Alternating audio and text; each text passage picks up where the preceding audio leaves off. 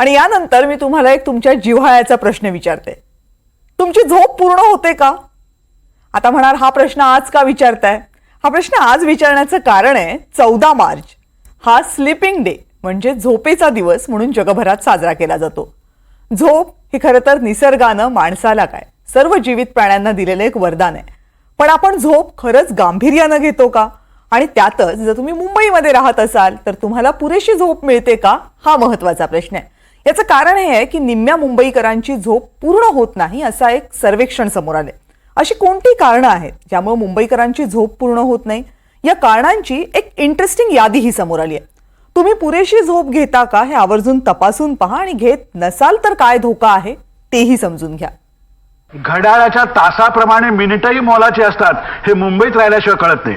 कारण मुंबईकराचं घड्याळ हे केवळ हाताला बांधलेलं नसून त्याच्या नशिबाला बांधलेलं असतं. प्लॅटफॉर्म क्रमांक 2 आणि लोकल 8 वाजून 15 मिनिटांची छत्रपती शिवाजी महाराज टर्मिनसला जाण्याची ट्रेन लोकल 8. पुलं म्हणतात ते अगदी खरं आहे. मुंबईकरांचं घड्याळ खरोखरच त्याच्या नशिबाला बांधलेलं असतं. सतत धावणाऱ्या या मुंबईला उसंत म्हणजे काय आणि निवांत म्हणजे काय हे माहीतच नाही. आणि म्हणूनच निम्म्या मुंबईकरांची झोप पूर्ण होत नसल्याचं समोर आलंय. लोकल सर्कल या सामाजिक संस्थेतर्फे एक सर्व्हे करण्यात आला. देशात मुंबईकर सर्वात कमी तास झोपत असल्याचं समोर आलंय.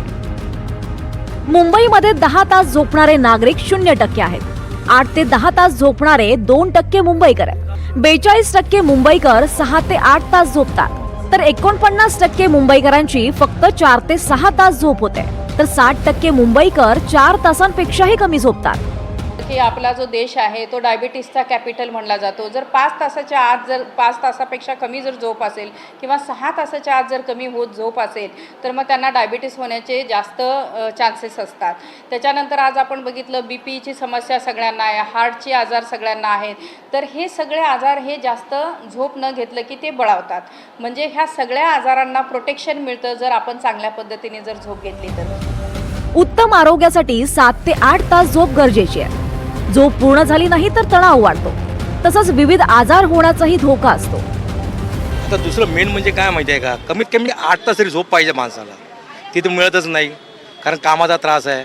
घरी गेल्यानंतर पुन्हा मग त्याच्यानंतर मग आपण मोबाईल बघतो, व्हॉट्सअपवरती टाकत बसतो, तर त्याच्यामध्ये 2-3 तास निघून जातात. रात्री जेवेपर्यंत सिरियल बघेपर्यंत 12 ते 1 वाजतात. 1च्या नंतर झोपणार तर सकाळी परत 5:30-6 पर्यंत उठलंच पाहिजे. नाही, पूर्ण झोप होत नाही. कारण तुम्हाला सांगू का, ड्युटी असते, कोणाची मॉर्निंगला असते, कोणाची याला आहे दुपारून असते. तर मॉर्निंगवाल्यांनी काय रात्री तर 12-1 पर्यंत झोपच येत नाही आणि परत सकाळी 5ला घर सोडावं लागते. घर सोडल्याच्या नंतर ट्रेनचा प्रवास, बसचा प्रवास, ऑफिसला पोचावं लागते. ऑफिसवरून 5ला सुटल्याच्या नंतर घरी जायला 10, 8, 9 वाजतात. आणि मुलांसोबत, लेकरांसोबत जे आपण मोबाईल बघतो, रील्स बघतो आणि त्याच्यामध्ये 12:30-1 अंदाजे होतातच. मोबाईल, जॉब, प्रेशराईज स्टडी यामुळे झोप होत नाही. आता प्रेशर एवढं वाढलं आहे, अभ्यासाचं प्रेशर तर खूप भरपूर आहे. खेळणं होत नाही, बाहेर खेळायला भेटत नाही, बाहेर कुठे फिरायला भेटत नाही. जॉब करायचा, जॉबमध्ये अपडाऊनमध्ये टाईम वेस्ट होतो, तेवढा ट्रॅव्हलिंगमध्ये टाईम होतो. घरी जायला रात्रीचे 8, 9, 10 वाजतात. जेवायला मग काय असते, स्टडी असते किंवा जॉब असला की मग ते फॅमिलीमध्ये वेळ घालवायचा थोडा. झोपायलाच 11 किंवा 12 वाजतात. मुंबईकरांची झोप का होत नाही याची विविध कारणं आहेत.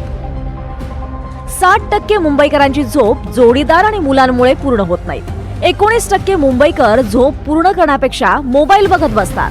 47% मुंबईकरांना नोकरीमुळे रात्री झोपायला उशीर होतो आणि कामामुळे सकाळी लवकर उठायला लागतं.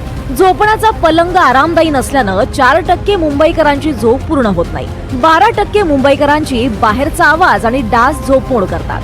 20% मुंबईकर वीकेंडला झोप पूर्ण करतात. 24% नागरिक रविवारी दुपारी झोप पूर्ण करण्याचा प्रयत्न करतात. तर घरातल्या विविध जबाबदाऱ्यांमुळे 34% नागरिकांची झोप सुट्टीच्या दिवशी सुद्धा पूर्ण होत नाही. या मुंबईत कोणी झोप देता का झोप असा प्रश्न आता सामान्य मुंबईकर विचारताना पाहायला मिळत आहे. कामाचा ताणतणाव, मोबाईल, प्रवासाचा वेळ आणि लाईफ पार्टनर यामुळे जवळपास 49% मुंबईकरांची झोप पूर्ण होत नसल्याचा सर्वे लोकल सर्कल या संस्थेने पुढे आणलाय. यामुळेच डॉक्टर आणि सामान्य नागरिक देखील आता चिंता व्यक्त करू लागले. व्हिडिओ जर्नलिस्ट जितेंद्र वाघमारेंसह मी भाग्यश्री प्रधान आचार्य, NDTV मराठी, मुंबई.